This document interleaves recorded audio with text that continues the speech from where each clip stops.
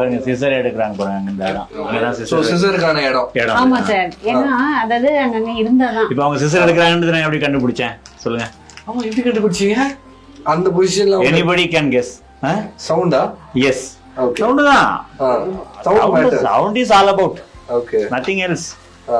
அதுதான் சொல்றேன், அந்த சின்ன சவுண்ட், அந்த அதுல இருந்து இது எடுக்கிற அந்த சவுண்ட. இப்போ ஒரு நிமிஷம் இருங்க.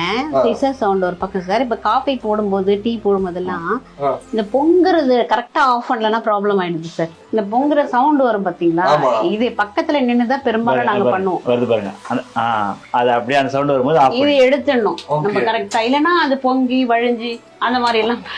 அதுலயுமே சவுண்ட் தான். ஆமா சார், எல்லாம் சவுண்ட் கேட்ட உடனே அப்படியே அந்த சவுண்ட் வரும்போது அலர்ட் ஆயிடும். அப்புறம் கையை அவங்க வந்து ஒரு கரெக்டா அசியூம் பண்ணி எப்படி எங்க அதை எப்படி அந்த பால் ஊத்துவாங்க பாருங்க. இப்போ அதை காஃபி போட்டுட்டு அந்த பால் ஊத்துறது கரெக்டா ஊத்துறாங்க.